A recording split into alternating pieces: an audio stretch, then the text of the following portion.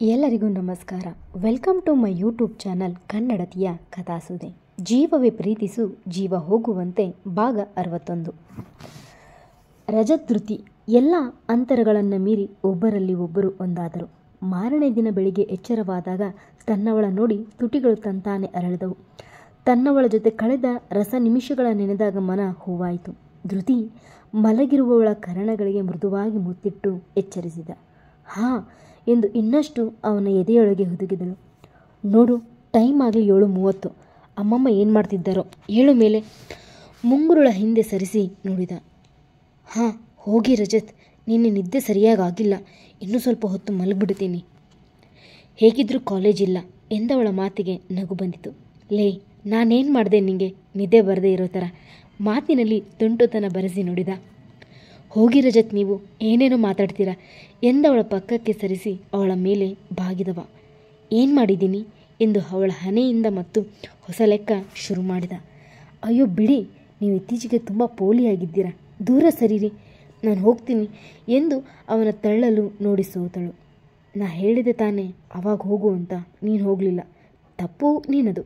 ಈಗ ನಾನು ಸಿಹಿ ತಪ್ಪು ಮಾಡ್ತೀನಿ, ನೀನು ಒಪ್ಪಿಕೋಬೇಕಷ್ಟೆ. ಕಣ್ಣೊಡೆದು ಅವಳ ಮೂಗಿಗೆ ಪುಟ್ಟ ಮುತ್ತಿಟ್ಟ. ನೀವು ಚಿಕ್ಕ ತಪ್ಪು ಮಾಡಿದರೆ ನಾನು ದೊಡ್ಡದು ಮಾಡಬೇಕಾಗತ್ತೆ ಎಂದವಳು ಅವನ ಮೂಗನ್ನು ಕಚ್ಚಿದಳು. ಲೇ, ನಿಜವಾಗೂ ನೀನು ರಾಕ್ಷಸಿಯ ಕಣೆ ಎಂದವ ಅವಳಿಂದ ದೂರ ಸರಿಯಲೇ ಇಲ್ಲ. ನೀವೇನು ಕಮ್ಮಿನಾ? ಅದೆಷ್ಟು ಕಾಡಿಸ್ಬಿಟ್ರಿ ನನ್ನ ಎಂದವಳ ಅವನ ಎದೆಯಲ್ಲಿ ಮುಖ ಮುಚ್ಚಿಕೊಂಡಳು. ತುಂಬ ಕಾಡಿಸಿಲ್ಲ ಕಣಮ್ಮ, ನನಗಿನ್ನೂ ಆರಂಭವಾಗಿದೆ ನಮ್ಮ ಪಯಣ, ಪ್ರೀತಿಯ ಪ್ರಯಾಣ ಎಂದವ ಅವಳ ನಡುವಿಗೊಂದು ಮುತ್ತಿಟ್ಟ. ಇವಾಗ ಬಿಡಿ, ನಾನು ಹೋಗಬೇಕು ಎಂದು ಕೊಸರಾಡಿದವಳ ತುಟಿ ಬಂಧಿಸಿ ಮತ್ತೊಮ್ಮೆ ರಸ ನಿಮಿಷಗಳ ಕಳೆಯಲು ಅನಿಯಾದ. ನೀವು ಭಾರಿ ಇದ್ದೀರಾ ನೋಡಿ, ಈಗ ನಾನೇನು ಮಾಡ್ತೀನಿ ಎಂದವಳು ಅವನ ಎದೆಗೆ ಕಚ್ಚಿದಳು. ನೀನ್ಯಾಕಲ್ಲಿ ಕಚ್ಚೋದು ಎಂದವ ತನ್ನೆದೆ ಮೇಲೆ ಮೂಡಿದ ಗುರುತು ನೋಡಿದ. ನನಗೆ ತುಂಬ ಪ್ರೀತಿ ಬಂದರೆ ನಾನು ನಿಮ್ಮ ಎದೆಗೆ ಕಚ್ತೀನಿ ಎಂದು ಮತ್ತೊಮ್ಮೆ ಕಚ್ಚಿದಾಗ, ಅಕಸ್ಮಾತ್ ಸುತ್ತ ಜನರಿದ್ದಾಗ ಏನು ಮಾಡ್ತೀಯ ಎಂದವ ಅವಳ ಕಿವಿಯತ್ತ ಮೆದುವಾಗಿ ಮುತ್ತಿಟ್ಟ. ಆಗ ಏನೂ ಮಾಡಲ್ಲ, ಮನೆಗೆ ಬಂದಮೇಲೆ ಜೋರಾಗಿ ರಕ್ತ ಬರೋವರೆಗೂ ಕಚ್ತೀನಿ ಎಂದು ನಕ್ಕವಳ ನಗುವಲ್ಲಿ ಕಳೆದು ಹೋದ. ನೀನು ಈಗ ನಗ್ತೀರು ಎಂದು ಅವಳ ಹಣೆಗೆ ಮುತ್ತಿಟ್ಟ. ನೀವು ಅಜ್ಜಿ ಜೊತೆ ಇದ್ದರೆ ನನಗದೇ ಖುಷಿ ಎಂದಳು. ನಾನು ನಿನ್ನ ಬಿಟ್ಟು ಎಲ್ಲೂ ಹೋಗಲ್ಲ ಕಣೆ, ಆ ವಿಧಿನೇ ಬಂದು ನನ್ನ ಹೆಂಡ್ತಿನ ಕರ್ಕೊಂಡು ಹೋಗ್ತೀನಂದ್ರು ನಾನು ಹೋಗಲ್ಲ ಎಂದವ ಪ್ರೀತಿ ಅಗಾಧವಾದದ್ದು. ಹೌದು, ನಿಮಗೆ ಪ್ರೀತಿ ಜಾಸ್ತಿ, ಆದರೆ ಹೇಗೆ ಎಕ್ಸ್ಪ್ರೆಸ್ ಮಾಡ್ತೀರಾ ಅವನ ಎದೆಯ ರೋಮಗಳಿಗೆ ಆಡುತ್ತಾ ಕೇಳಿದಳು. ಈಗ ಇಲ್ಲಿಗೆ ಮುತ್ತು ಕೊಡ್ತೀನಿ ಎಂದವ ಅವಳ ಹಣೆಗೆ ಮುತ್ತಿಟ್ಟ. ಜನ ಇದ್ದರೆ ಎಂದು ಪ್ರಶ್ನಿಸಿದಾಗ, ಯಾರೇ ಇದ್ರೂ ನೀ ನನ್ನ ಹೆಂಡ್ತಿ, ನನ್ನ ಜೀವ ಎಂದವ ಮತ್ತೆ ಮೂಕಗೊಳ್ಳಾದ ಅವಳು. ಸರಿ ಬಿಡಿ, ನಾನು ಹೋಗ್ತೀನಿ. ಇನ್ನು ಮುಂದೆ ಅಜ್ಜಿ ಜೊತೆ ಸೇರಿ ಅಡುಗೆ ಮಾಡೋದು ಕಲಿತೀನಿ, ಅವರು ಎಷ್ಟು ಅಂತ ಮಾಡ್ತಾರೆ ಎಂದು ತಪ್ಪಿಸಿಕೊಳ್ಳಲು ನೋಡಿದಳು. ಇವಾಗ ನೆನಪಾದ್ರ ಅಜ್ಜಿ, ನಾನಂತೂ ನಿನ್ನ ಬಿಡಲ್ಲ ಎಂದವ ಅವಳ ಕೊರಳಲ್ಲಿ ಮುಖ ಬಿಟ್ಟ. ಅಜ್ಜಿ ಏನು ಮಾಡ್ಕೊಳ್ತಾರೋ ಏನೋ ಬಿಡಿ ಎಂದವಳ ಮಾತಿಗೆ ಹೊಸದಾಗಿ ಮದುವೆಯಾದವರು ನನಗೆ ಮರಿ ಮೊಮ್ಮಗು ಕೊಡೋಕೆ ತುಂಬ ಪ್ರಯತ್ನ ಮಾಡ್ತಾ ಇದ್ದಾರೆ ಅಂದ್ಕೊಳ್ತಾರೆ ಎಂದು ಕಣ್ಣೊಳಿದ.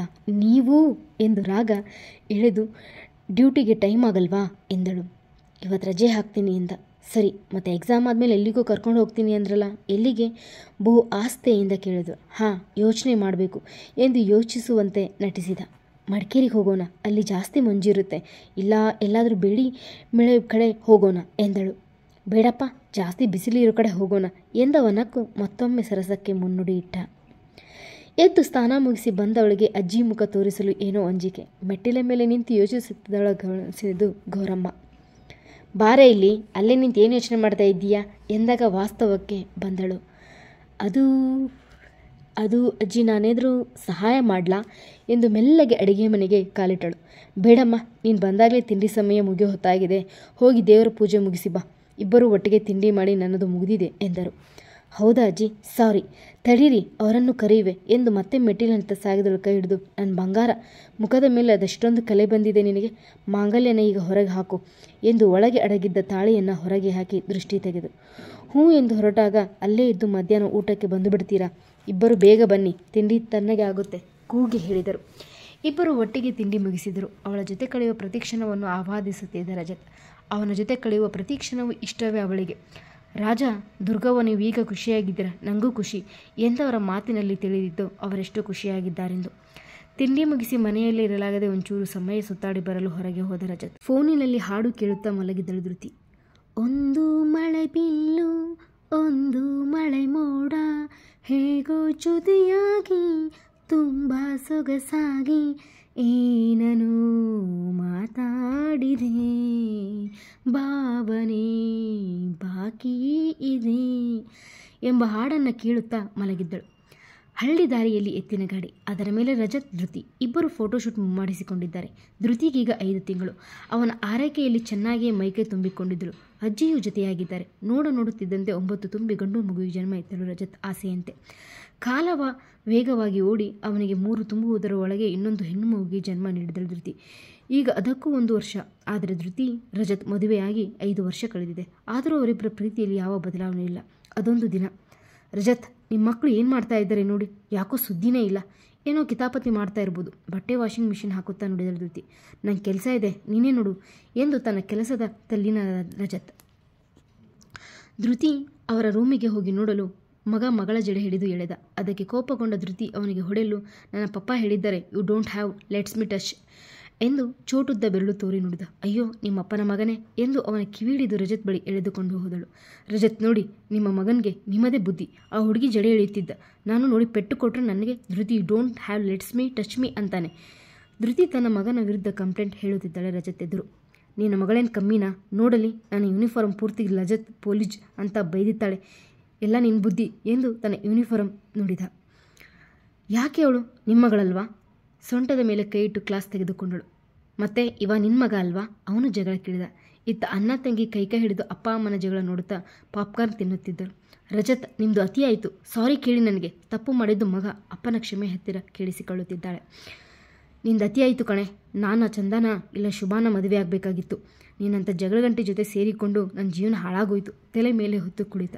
ಅಯ್ಯಯ್ಯೋ ನೋಡ್ರಪ್ಪ, ನ್ಯಾಯನ?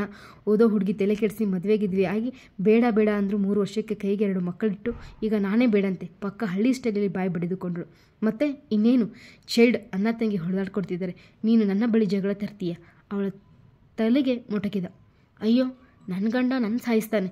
ಪೊಲೀಸ್ ಆಫೀಸರ್ ಕೈಯಲ್ಲಿ ಹೆಂಡತಿ ಕೊಳೆ ಜೋರಾಗಿ ಬೊಬ್ಬೆ ಹಾಕಿದಳು. ದುರ್ಗವ್ವ, ಸುಮ್ಮನಿರೇ, ಜನ ತಪ್ಪು ತಿಳ್ಕೊಳ್ತಾರೆ. ಮಕ್ಕಳಾದರೂ ನಿಮ್ಮ ಮಗುವಿನ ಬುದ್ಧಿ ಬಿಟ್ಟಿಲ್ವಲ್ಲ ನೀವು? ಬೈಯುತ್ತಾ ಒಳಗಡೆ ಬಂದರು ಗೌರಮ್ಮ. ಅಜ್ಜಿ, ಇವರೇ ನನಗೆ ಹೊಡಿತಿದ್ದಾರೆ ಮಕ್ಕಳಂತೆ ದೂರು ನೀಡಿದಳು. ಜಗಳ ಆಡಿದ ಅವರಿಬ್ಬರೇ ನಗುತ್ತಾ ಇರುವಾಗ ನಿಮ್ಮಿಬ್ಬರ ಜಗಳ ಬಿಡಿಸೋಕೆ ನಾನೇ ಬರಬೇಕು ಎಂದು ನಕ್ಕರು ಅಜ್ಜಿ. ಇಲ್ಲ ಅಜ್ಜಿ, ನಾನೆಲ್ಲಿ ಜಗಳ ಆಡಿದ್ವಿ, ನನ್ನ ಗಂಡ ಚೆನ್ನಾಗೇ ಇದ್ದಾನೆ ಎಂದು ಅವಳು ರಜತ್ ತಬ್ಬಿದರೆ, ನಾನು ನನ್ನ ಹೆಂಡತಿ ನಗ್ನಗ್ತಾ ಇದ್ದೀವಿ, ನೀವೇ ಮುತ್ತಜ್ಜಿ, ಮರಿ ಮೊಮ್ಮಕ್ಕಳು ಸರಿ ಇಲ್ಲ ಎಂದು ಧೃತಿ ಹನ್ನೆಗೆ ಮುತ್ತಿಟ್ಟ ರಜತ್. ಪಪ್ಪ ಮಮ್ಮಿ ನಾವು ಎಂದು ಮಕ್ಕಳು ಅಮ್ಮನ ಅಪ್ಪನ ತೋಳಲ್ಲಿ ಸೇರಿದರೆ ಅಜ್ಜಿ ತೋಳಲ್ಲಿ ಅವರಿಬ್ಬರು ಸೇರಿದರು. ಧೃತಿ, 7 ಟೈಮ್ ಆಯಿತು. ಅಜ್ಜಿ ಧ್ವನಿಗೆ ಎದ್ದು ಕುಳಿತೊಳಗೆ ತಿಳಿಯಿತು ಇದೊಂದು ಕನಸೆಂದು. ಎಂಥ ಸಿಹಿಯಾದ ಕನಸು, ಅದರಲ್ಲೂ ಅಪ್ಪ ಅಮ್ಮ ಮಾಮ ಅತ್ತೆಯೂ ಇದ್ದಿದ್ದರೆ ಎಷ್ಟು ಚೆಂದ ಇರ್ತಿತ್ತು ಎಂದು ನೆನೆದಳ ಮನ ಮುದುಳಿದರೂ ಕನಸಲ್ಲಿ ಕಂಡ ತನ್ನದೇ ಕುಡಿಗಳ ನೆನೆದಾಗ ಮನ ಹರ್ಷಿಸಿತು. ಮೆಲ್ಲಗೆ ತನ್ನ ಒಡಲ ಸವರಿದೊಳಗೆ ಅದೆಷ್ಟು ಬೇಗ ನಾನು ತಾಯಿಯಾಗುವೆಂಬ ಆಸೆ ಮೊಳಕೆ ಹೊಡೆದಿತ್ತು. ಮತ್ತೆ ಸಿಗುವ. ಅಭಿಪ್ರಾಯ ತಿಳಿಸಿ.